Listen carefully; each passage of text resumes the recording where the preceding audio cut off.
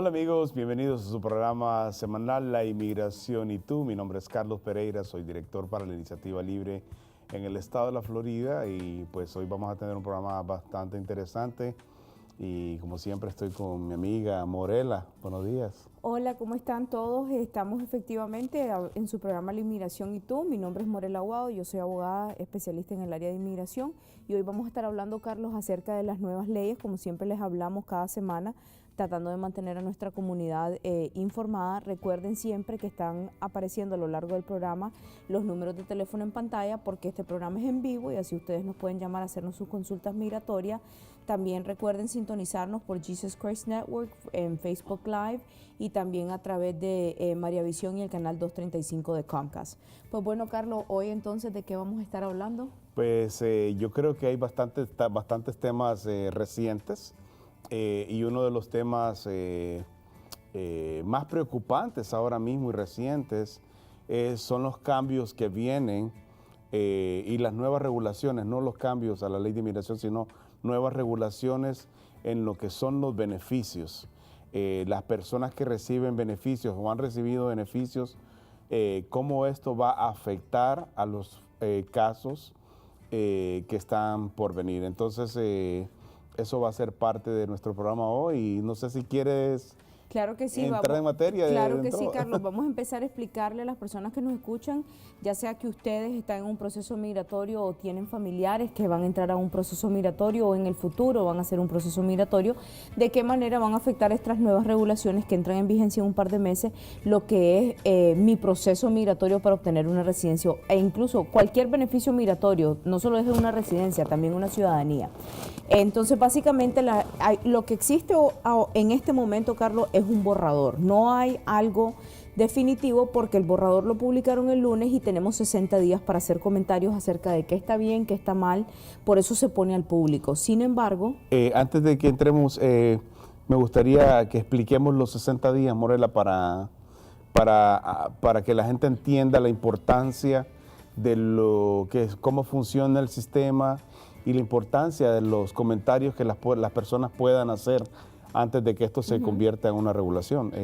Correcto. Entonces, básicamente, primero cuando los Estados Unidos quiere publicar o implementar una nueva regulación, hay un proceso que tiene que pasarse, que es el proceso de las leyes.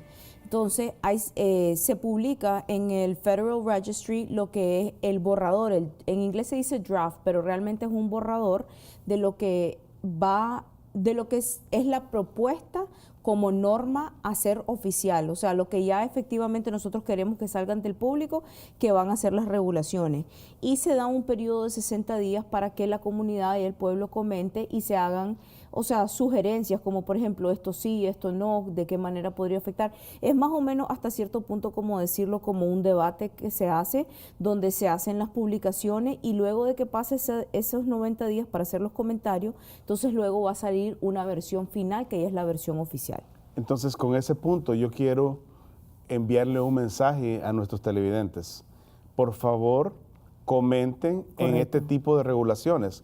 Es el sistema democrático que nos provee este país la capacidad de poder opinar para poder implementar o no implementar una regulación. Entonces, sabemos que si esto nos va a afectar, por favor comentemos, entremos a la página del gobierno y dejemos nuestros comentarios. Esta regulación me afecta, no me gusta, sí estoy de acuerdo. Entonces, cualquier comentario que usted quiera hacer es importante, es parte del sistema y a veces cuando se quieren cambiar estas regulaciones, nadie opina y entonces la regulación entra en vigencia tal y como la pusieron en el borrador. Correcto. Entonces, los invito por favor a que participen y Morela, quería hacer ese preámbulo antes de que entráramos en el proceso de explicar cuáles son las regulaciones. Y realmente, Carlos, que súper importante lo que dijiste porque efectivamente, como decís, definitivamente que depende de nosotros los cambios que van a hacer. Como decís, si no hay comentarios, entonces suponemos que estamos de acuerdo y por lo tanto el borrador se puede convertir en una versión final. Entonces ese es el propósito de los comentarios. Ahora, ¿qué es en sí esta nueva regulación que quieren publicar y en qué me va a afectar? Bueno, esto no aplica a ciudadanos americanos, ni aplica a personas que son en este momento ya están en un proceso de ciudadanía. Esto aplica para cualquier persona en futuro. Es decir, y les vamos a dar luego, obviamente, meses después de la plática que estamos teniendo hoy, porque sí va a tardar meses no en publicarse, sino entrar en vigencia lo que es ya la versión oficial. Nosotros vamos a estar a través del programa, obviamente, diciéndoles esto es lo que al final quedó escrito. Pero hasta el momento la propuesta que hay es que persona, desde que entra en vigencia la regulación, es que va a empezar a afectar. Es decir, no es retroactiva, no va a aplicar a personas que ya están, digamos, en un proceso de ciudadanía o en un proceso de residencia y han recibido beneficios públicos. Sin embargo, la regulación dice que toda persona que vaya a aplicar, una vez que entre en vigencia la ley, algún beneficio migratorio como residencia o ciudadanía, eso les va a afectar si recibieron un beneficio público. ¿Cuáles son los beneficios públicos? No van a ser todos. Ejemplo, Medicaid no va a contar. Medicaid porque, por ejemplo, digamos, yo tengo un niño y Dios no lo permite, mi niño se enferma y entonces yo no tengo dinero y tengo que pedir Medicaid de urgencia para un tratamiento médico. Eso no me va a afectar a que yo reciba mi residencia porque tengo una justificación siempre y cuando yo no tenga los medios, ¿verdad? No es que hice mentira para que me dieran la ayuda. Pero, por ejemplo, recibir food stamps, recibir beneficios de Social Security y no calificar, ese tipo de cosas son cosas que nos van a afectar cuando vayamos las asistencias públicas del gobierno, esto que hay para las mamás o para los papás que los niños van a ir al daycare y aplican y les dan ayuda de daycare y les pagan el daycare, que es el cuidado de los niños. Ese tipo de cosas, y especialmente creo que donde se va a ver el punto más grande va a ser con los sellos de comida. Eso Perfecto. te va a afectar. Vamos a recibir una Claro que llamada, sí. creo que tenemos a la señora Georgina y luego ya entramos en Por una supuesto. discusión más profunda en todo esto. Señora Georgina, ¿cómo está? ¿Cuál es su pregunta y de dónde nos llama? Le llamo de San Luis Potosí. Qué bueno. Le llamo de San Luis Potosí. Ok. La pregunta Sí, cómo de no. San Luis Potosí, México. La pregunta es, a un sobrino lo deportaron porque hubo violencia doméstica. Sí, señora. Y la persona, pero él está casado con otra persona. ¿Sí? Está casado con otra persona. Sí, le entendemos. Y ya se dejaron, no se han divorciado. Con la que vive actualmente fue la que lo deportó. Lo está viniendo a ver a México y dice que pues que ella quiere que se divorcie, quiere que tramite su divorcio con el primer matrimonio para poder arreglarle. ¿Usted cree, abogado, que él pueda arreglar después de que hubo esa deportación por violencia doméstica? Ok, señora Georgina, ¿cómo está? Le quiero hacer una pregunta. ¿La violencia doméstica la tuvo con la que ahora quiere casarse con él?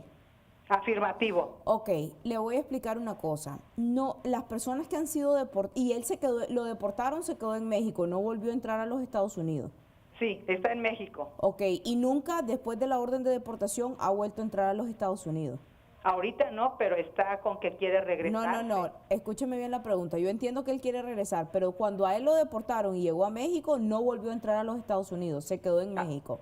Aquí está en México. Ok, entonces, ¿y la esposa que lo quiere, o la novia que lo quiere pedir ahora es americana? Afirmativo. ¿Y la futura esposa americana tiene problemas de salud? No.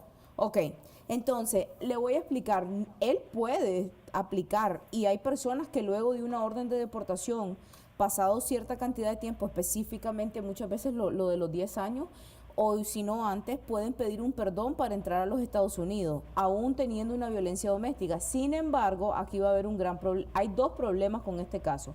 El primero, que la razón por la cual lo deportaron es una violencia doméstica y eso los Estados Unidos lo toman muy, muy en cuenta.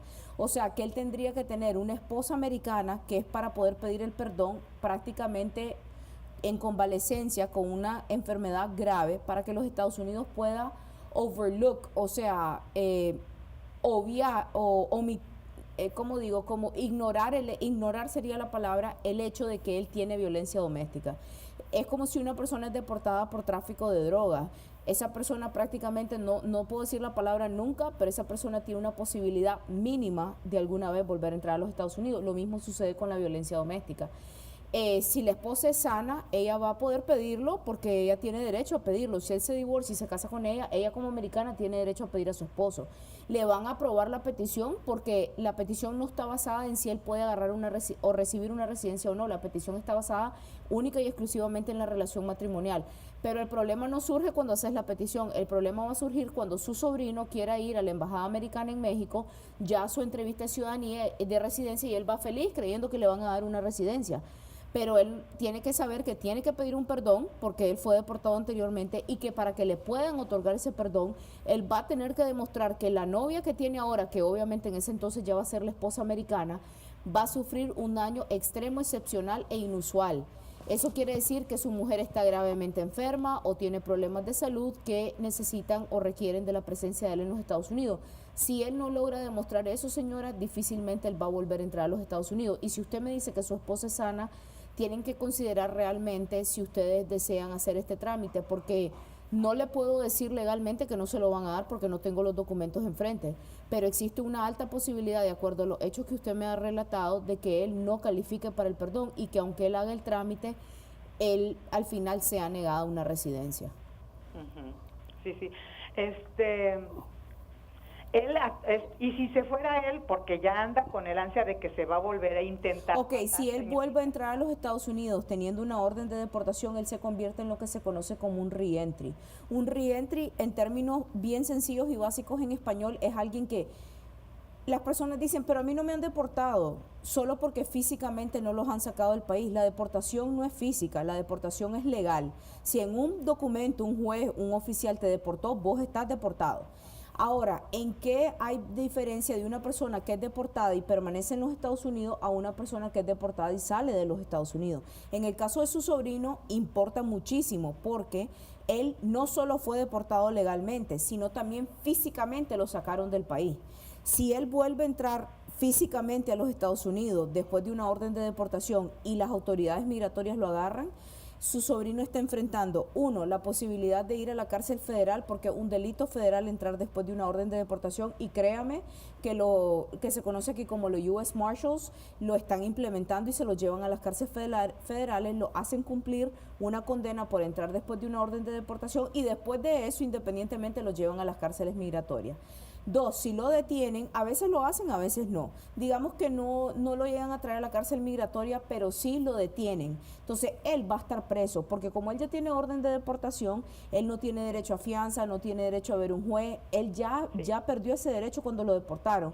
La única manera que él va a poder parar su deportación es diciéndole a las autoridades que tiene miedo de regresar a su país y va a pasar por un proceso largo de asilo político, por decirlo así. Es bien alta el nivel de prueba que se requiere para ganar, y yo no le aconsejo que si él no tiene buen caso de asilo, no lo haga. Eso solo lo hago yo para mis clientes que realmente su vida corre peligro.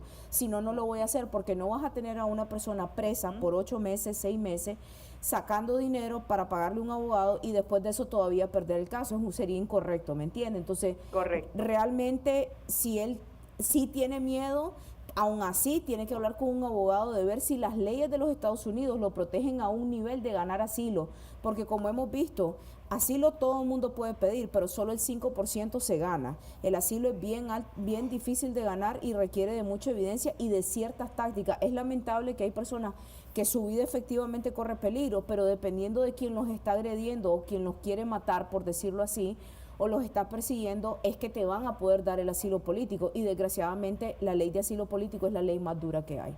¿Oyó? Sí, sí. Muchísimas gracias. Claro que Muchísimas gracias a usted por sintonizar nuestro programa.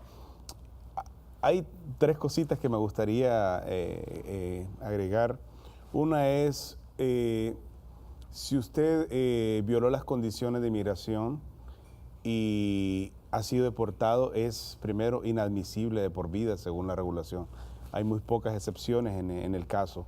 Y el otro punto es, portémonos bien, porque la violencia doméstica es bastante delicada en los Estados Unidos y es uno de los motivos de inadmisibilidad en caso de que usted vaya a querer aplicar a un beneficio migratorio. Y esto me conlleva a recordar que en nuestros países las esposas, si el esposo se portaba mal, le llamaba a la policía y al día siguiente lo estaba yendo a sacar. Entonces era una forma de controlarlo para que no se portara mal en cualquier estado que tuviera.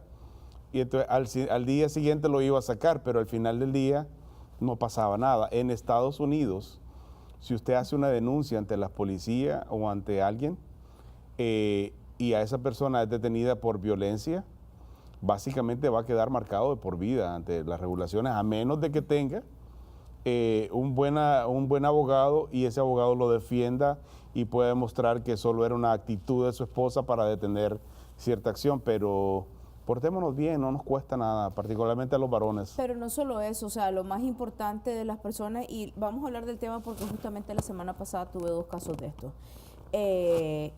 Si ustedes van a llamar a la policía porque sus esposos o sus esposas, porque ahora hay de los dos, les están golpeando, o la están maltratando o están teniendo una discusión, piensen muy bien antes de hacer esa llamada, porque en los Estados Unidos, si una persona llama por violencia doméstica a la policía, o tu hijo, en el caso a veces los hijos mismos llaman porque ven que el papá le está pegando a la mamá, tienen miedo o están discutiendo, el papá está tomado, la mamá está tomada, etcétera, y llaman a la policía, ahora inmediatamente, aunque usted se arrepienta a los 5 segundos, si ya la policía llega y su esposo o su esposa no tienen documentos, créame que lo que le va a hacer es, no solo se lo van a llevar a la cárcel o se la van a llevar por el pleito, sino también que le van a poner un hold de inmigración. Eso quiere decir que ya la policía le pidió papeles, porque es obligación legal ver si tiene papeles. Cuando vean que no tiene documentos legales para estar en el país, van a llamar a migración, y migración va a llegar a recogerlo, aunque les den fianza, aunque le paguen la fianza para que salga, ya inmigración lo fue a recoger.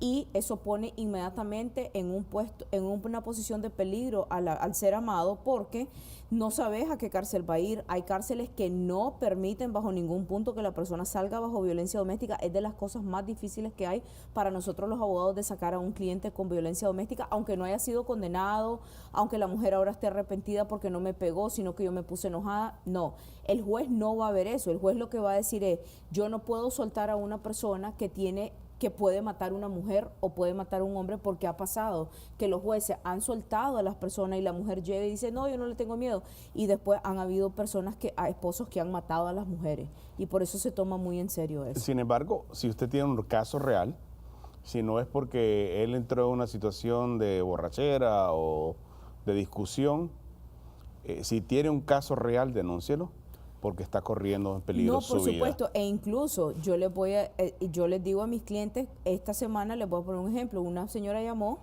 tenemos llamada, solo quiero decir esto, sí. Llamó, ella misma llamó a la policía y después ella estaba arrepentida. Él le pegó. Y yo le dije, si él le pegó, ¿por qué usted lo quiere sacar? ¿No ve que él la puede matar? Y ella me dijo, no, por mis hijos, porque no me mantiene. Entonces, piensen bien si quieren llamar a la policía. Y si están en peligro, llamen, que crean que van a salir adelante.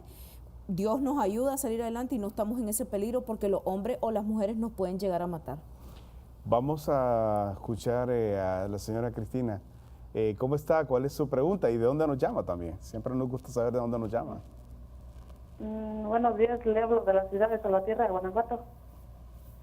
Y iba a decirle que si podría yo arreglar, porque me platicaron que no voy a poder arreglar, como yo tuve una hija allá, y yo pedí ayuda cuando estaba embarazada, y mi esposo tramitó los papeles, mi esposo es residente, y quisiera saber a ver si yo voy a poder arreglar o no.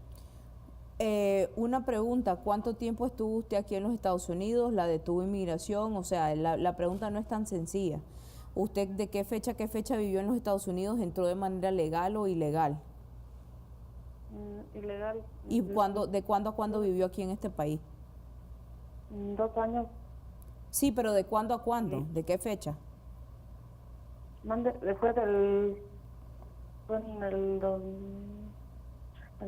parece que fue en el 2000. ¿Del 2000 al 2002? El 2001 creo que. Ok, ¿del 2001 al 2003? Ok, no importa, pero han pasado más de 10 años desde que usted estuvo aquí en los Estados Unidos ilegal. Sí, Y, ok, sí, ahorita, mire, yo me vine de allá de Estados Unidos, tenía a mi hija, tenía un año cuando yo me vine para acá. ¿y ahora cuántos años tiene su hija? Ahorita ella tiene 16 años, va a cumplir. ¿Cuánto? Tiene 16, va a cumplir 16. Ok, ahorita. perfecto. Y usted tiene un esposo residente. ¿Y a usted nunca la deportaron? ¿Solo fue que usted estuvo aquí ilegal y por voluntad propia se regresó? Sí, Ok, su esposo como residente la puede pedir. Ella la verdad nunca tuvo un encuentro aquí, se regresó por voluntad propia. Obviamente sí hay un castigo cuando una persona se queda más de un año ilegal en el país, pero muchas veces cuando pasan los 10 años hasta ni te hacen pedir el perdón. Yo definitivamente le aconsejaría que su esposo la pida. La hija no lo puede pedir porque su hija tiene 16 y tiene que tener 21, pero su esposo como residente sí la puede pedir.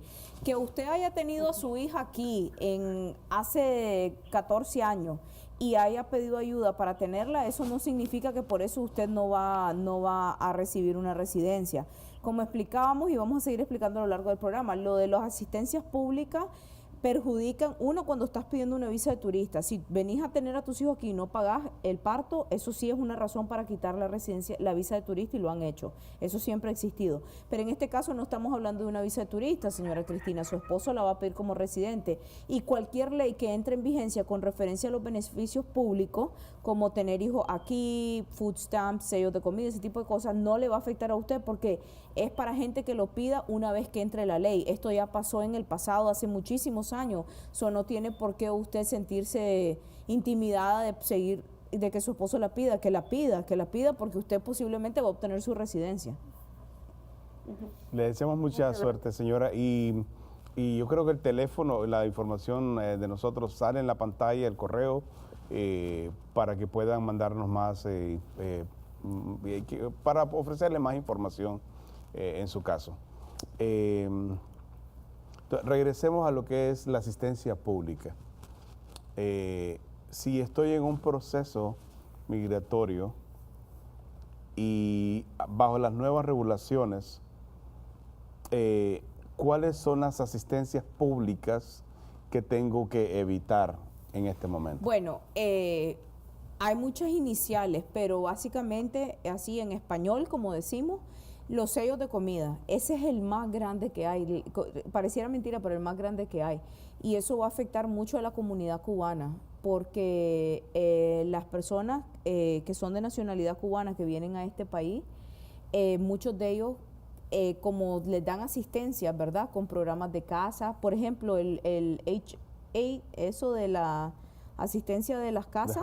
The housing, ajá, pero ¿cómo es la sigla? H8, el programa 8, no sé. Excepción 8. Excepción 8, ajá. Que básicamente significa que a usted le están dando o le están pagando la renta, y eso mucho entre la comunidad cubana, mucho se utiliza, no solo la comunidad cubana, sino también las personas que son mayores de edad, de cierta edad también.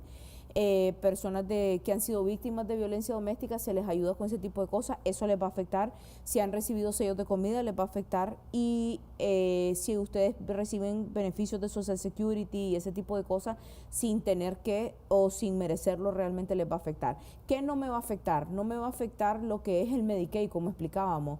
Si mi hijo se enfermó, obviamente este país, y para eso pagamos las personas impuestos, para que si tenemos una emergencia se nos pueda asistir, y ustedes no tienen los medios, no vas a dejar que tu chiquitito le pase algo grave. O sea, tenés que ir al hospital y pedir ayuda, y eso no hay ningún problema. Lo que se está tratando de evitar es que vemos personas que tal vez viajan o tienen automóviles caros o tienen casas caras o pagan rentas caras y sin embargo reciben sellos de comida. Entonces no estamos utilizando el beneficio del gobierno para el propósito que es ayudar a los más necesitados. Y lamentablemente esta nueva regulación a quien más va a afectar es a las personas que están más necesitadas, con más pobreza. Morela, y te quiero hacer una pregunta.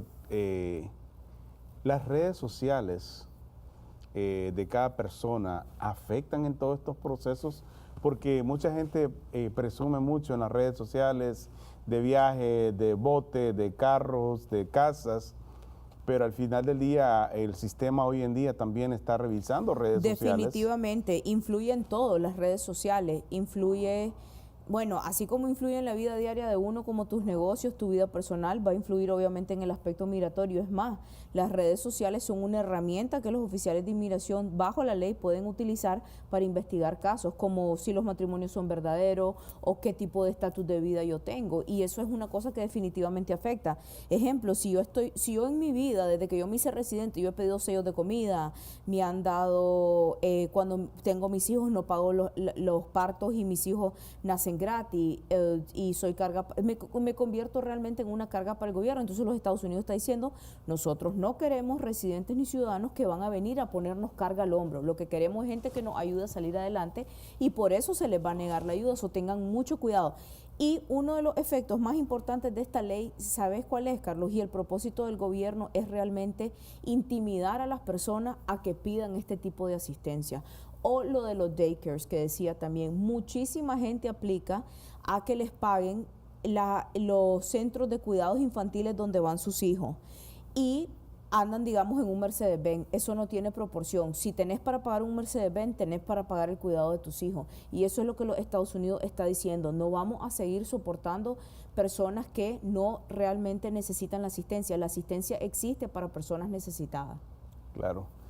Morela, la asistencia por desempleo normalmente es una especie de seguro que cada uno de nosotros pagamos cuando trabajamos, pues nos quitan cierta porción de dinero y lo ponen en un fondo que es para cuando alguien sea afectado por una labor, lo puede utilizar.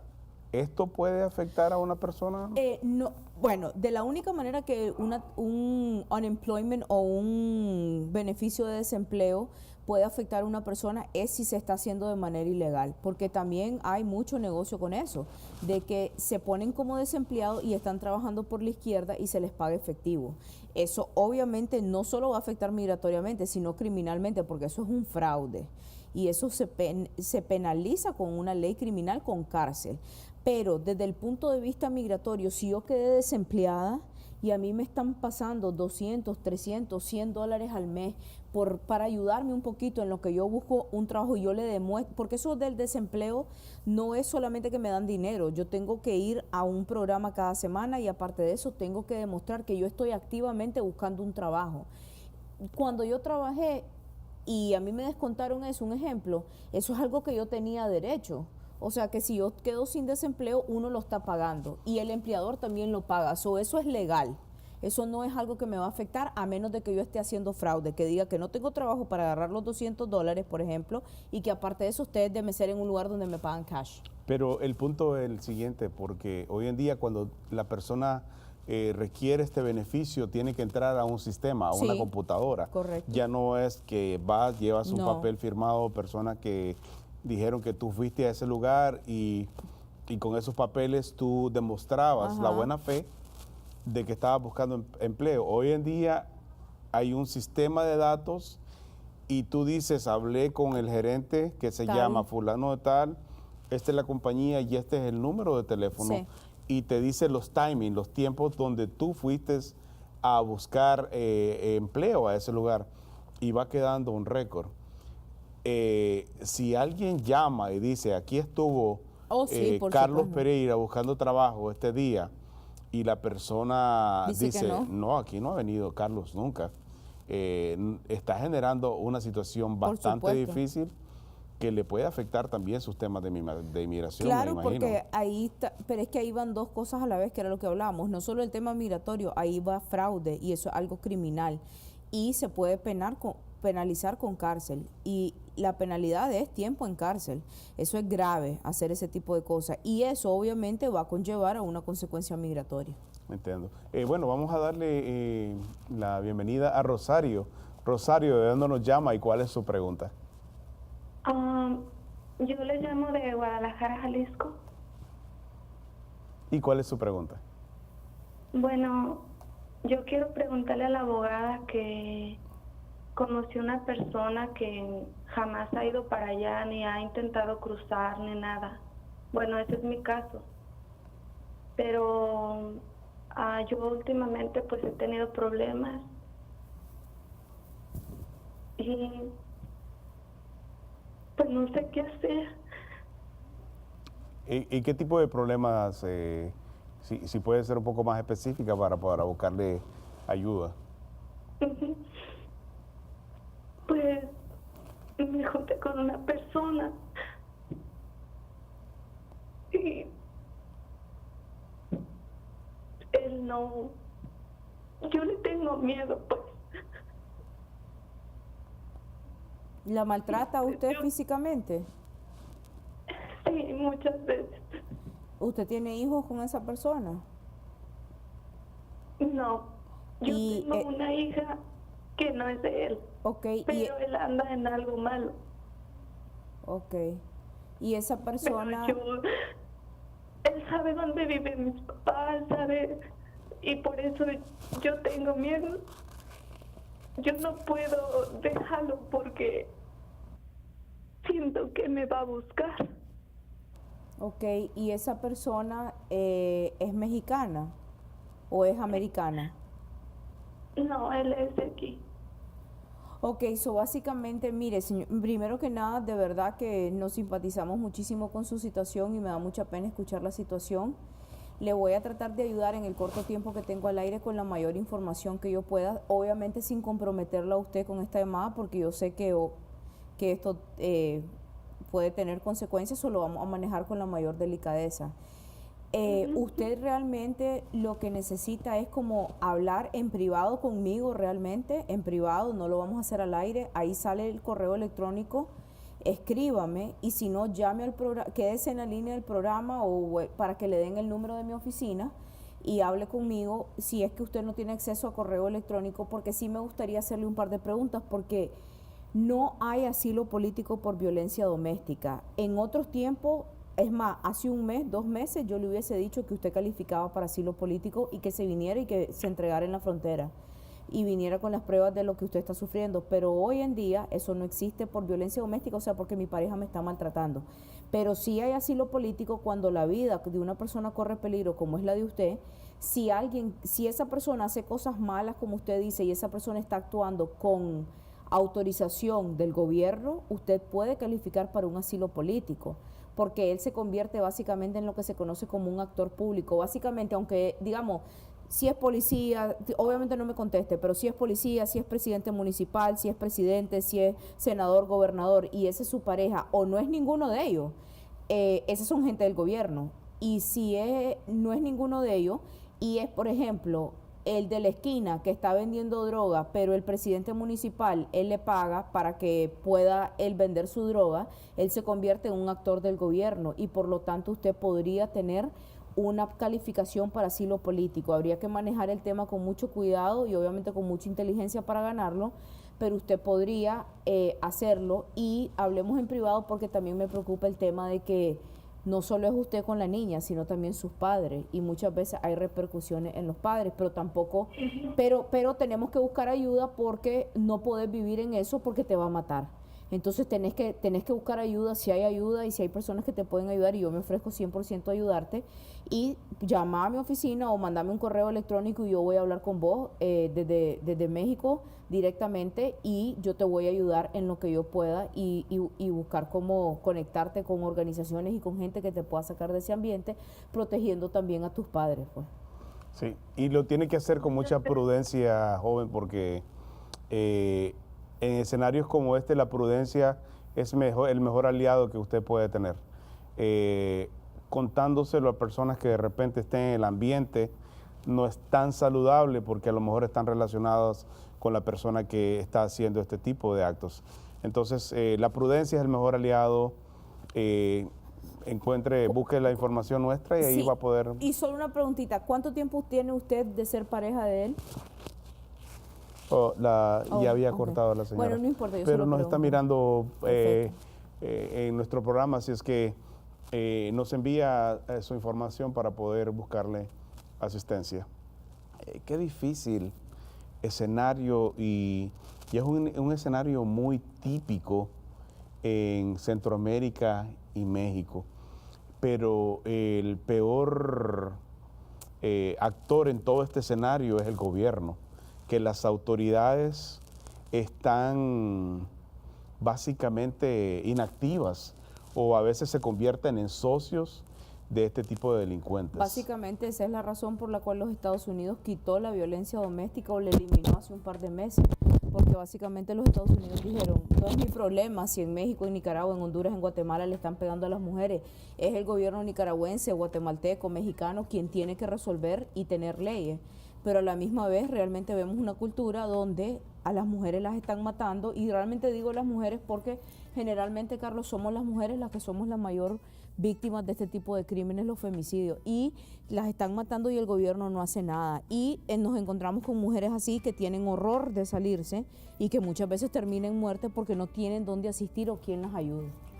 Ok, bueno, tenemos una llamada más, tenemos a Fabiola. Fabiola, ¿de dónde nos llama y cuál es su pregunta? Hola, buenos días. Mi nombre es Fabiola y estoy hablando del estado de Durango.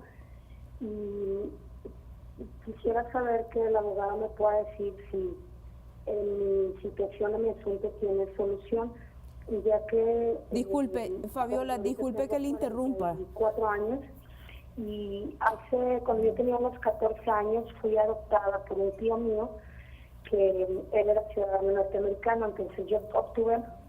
Señora Fabiola, disculpe, repítanos nuevamente su pregunta porque no le escuchamos. Retírese un poquito del teléfono y háblenos un poquito más alto para que la podamos escuchar. Ok, me dice si me escucha un poquito mejor. Ahora sí le escuchamos mejor. Ok, gracias. Bien, les comentaba que quería saber si yo tenía solución a mi situación o podía arreglar, o si mi residencia tiene solución, ya que, bueno, yo obtuve mi residencia por adopción hace muchos años. En este momento yo tengo 44 y cuando tenía unos 14 años fui adoptada por un tío mío y obtuve mi residencia permanente. Viví en Estados Unidos 5 años nada más. Sin embargo, cuando vine de vacaciones a México, me sacaron a mi mamá con cáncer y estuvo ella 4 años luchando contra la enfermedad, y en ese inter de tiempo yo no pude regresar a los Estados Unidos por las dos situaciones, ¿no? Por la situación económica aquí y porque pues evidentemente no podía dejar a mi mamá sola. El doctor había dicho que mi mamá estaba desahuciada, entonces pues yo no pude regresar, mi residencia se venció y pues me quedé aquí. Entonces mi residencia se venció desde el año 2000. Entonces, bueno, mi papá, para él fue un golpe bastante terrible perder a mi mamá, y pues tuve que quedarme aquí. Tengo 2 hijas que son ciudadanas norteamericanas, nacieron allá en Texas, y pues no pude ya de alguna manera ir en la cuestión, en la situación económica y la situación familiar con la pérdida de mi mamá, pues provocó que yo me quedara aquí. Entonces, ok, mire, Fabiola, definitivamente lo que tendríamos... Una solución, o sea, okay. Un arreglo para recuperar mi residencia. Ok, primero que nada, la residencia no la va a recuperar. La residencia se considera abandonada cuando una persona tiene tantos años fuera del país. Usted podía haber recuperado la residencia cuando estaba reciente lo de su mamá, explicando las condiciones extraordinarias, pero eso no quiere decir que no tiene solución al caso. Porque como cuando usted tenía 14 años, usted la adoptó su tío, el tío de usted era ciudadano americano cuando la adoptó. Ok, se fue la llamada. Le voy a contestar al aire de todos modos. Si su tío era ciudadano americano, hay algo que se llama ciudadanía derivada. Habría que revisar realmente en una consulta privada con ella a ver si tal vez ella, aunque haya perdido la residencia, ya era ciudadana. Claro. Y si era el caso, eso sí ya no importa que haya estado desde el 2000 en México, aunque tenga 18, 20, 30 años en México. Si una persona, tal vez ella se convirtió automáticamente en ciudadana el día que le hicieron residente. Y si es así, ella puede regresar como ciudadana, ni siquiera tramitar el proceso de residencia, porque eso sí, con respecto al proceso de residencia, ese proceso está perdido. Sí, básicamente se considera un abandono. Un abandono, correcto. Pero si la persona obtuvo la residencia siendo menor de 14 años en territorio americano, y El es papá ya. una dependiente de un ciudadano americano, automáticamente esta persona Sí. se convierte en, Correcto, en ciudadana americana. correcto, lo único que teníamos que verificar es lo del trámite de la adopción para ya, por eso realmente comunique con nosotros vía correo electrónico para poderle ayudar, porque posiblemente ella pueda hasta sacar su pasaporte americano. Así Bueno, mismo es. muchísimas gracias, Fabiola. Gracias por sintonizarnos y espero que nos estés mirando todavía para poder buscar solución a su situación. Regresando al tema principal del programa, la dependencia. Yo creo que esto ha sido un derivado de una falta de información y también los conceptos de que a veces le escuchamos más al amigo o al vecino o a la persona que está en la esquina diciéndonos, oye, aplica a esto, de todas formas no vas a perder nada, esto es gratis. No hay nada gratis en los Estados Unidos. Alguien está pagando por todo lo que alguien está consumiendo en productos de beneficio. Y ese alguien se llama el que paga impuestos. Y el que paga impuestos sufre cada vez que recibe su estado de cuenta anualmente cuando dice sus impuestos este año subieron de 4,000 a 7,000. Y si tenía 7,000, ahora son 11,000. Entonces, tenemos que estar conscientes que el gobierno no produce dinero. Otra cosa, hablando con el tema de los impuestos, las consecuencias migratorias que tiene con respecto, hay muchísimas personas que están casadas con ciudadanos americanos y que entraron ilegal o se quedaron ilegal y pueden obtener una residencia a través del perdón que siempre hablamos en el programa, que es el I-601A, pero hacen una cosa y es un error grave. Se dividen los impuestos y la mamá declara a los hijos que es la americana para recibir más dinero y no lo hacen en familia. Eso no te va a beneficiar. Te va a beneficiar con los 6,000, 5,000, 4,000, 3,000, no sé qué vas a recibir ese año, pero estás perjudicando a tu esposo en un futuro de legalizarse, porque uno de los factores que se toma en cuenta cuando estás pidiendo el perdón para tu esposo que entró ilegal y le querés dar una residencia es el factor económico. Y el problema es que inmigración dice, y porque entonces lo está declarando sola para tener el dinero. No me vengas a decir que son una unión familiar si cada quien hace sus impuestos por su lado. No es que hacer los impuestos separados es ilegal. Las personas pueden estar casadas y pueden hacer sus impuestos separados, pero yo nunca lo aconsejo, no solo en trámite migratorio, sino porque si sos un núcleo familiar deberías de estar haciendo tus impuestos juntos. Como le digo yo a mis clientes, ¿qué te importa más? ¿Que te den $6,000 o que obtengas una residencia? O sea, la residencia no va a tener precio, entraste ilegal y esto ahora existe desde el 2013 y para los residentes desde el 2016. Eso antes no existía. Entonces, utilicen las leyes para su beneficio en todos los aspectos, no solo en un lado o solo en el otro. No, y aparte, cuando tú haces taxes juntos, es la primera evidencia que el sistema mira. De que sos un matrimonio, de que sos un matrimonio correcto. real. Entonces, hacer una declaración de impuestos juntos es importante. Aparte, muchas veces esa declaración de impuestos te cambia tu vida porque calificas a otra cantidad de productos, como comprar una vivienda. Sí. Hay personas que no pueden comprar una vivienda y están destinados el resto de su vida a vivir rentado o en malos vecindarios porque no hacen buenas declaraciones. A lo mejor hacen el dinero, pero no lo declaran. Y por ejemplo, es como en el programa anterior yo conté el caso de un mexicano que yo gané su residencia en mayo de este año, después de 19 años de él no estar aquí, y uno de los factores más importantes por el cual el juez le quiso dar la residencia, en ese caso fue porque él declaraba impuestos altos.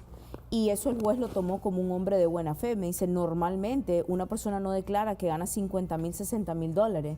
Y ellos lo hacían y lo hacían en matrimonio. Y eso fue un premio que Papachú le mandó para que él obtuviera su residencia por hacer las cosas bien. Claro, y recordemos también que nuestro buen carácter moral es no parte de pagar solamente los está impuestos. destinado o definido porque no tengamos récord. Correcto. También está definido por tus declaraciones de impuestos. Y el tema de los impuestos es súper importante. Ejemplo, yo el martes tengo una corte final que es así, de una residencia, y les tengo que confesar que estoy muy preocupada porque mi cliente pasé 2 años diciéndole que hiciera los impuestos y no lo hizo. Y cuando lo hizo bajito, solo mandé a arreglarlo, porque nadie te va a creer que pagas $2,000 en un año y con eso mantenés una familia de 5. Hay que pagar los impuestos. Así mismo es. Bueno, lastimosamente el tiempo vuela y hemos llegado al final de nuestro programa, pero nos encanta estar en sus hogares, nos encanta orientar y llevar un mensaje de bien, de unidad, de conexión, de familias que viven en los Estados Unidos y en el resto del mundo, porque este programa básicamente se mira en todos los estados, en todo el resto del mundo. Muchísimas gracias por mi parte. Soy Carlos Pereira, director de la Iniciativa Libre en la Florida. Morela. Y yo soy Morela Aguado, abogada de inmigración, aquí especialista en el área de inmigración, pero trabajando en el área de la Florida y en todos los Estados Unidos. Y les quiero decir de que, como siempre, vamos a estar todas las semanas dándole las últimas noticias de inmigración y de verdad, conéctense con nosotros, escríbanos, que el propósito que tenemos con el programa es servirle a nuestra comunidad. Que tengan una linda semana y muchas bendiciones. Muchísimas gracias.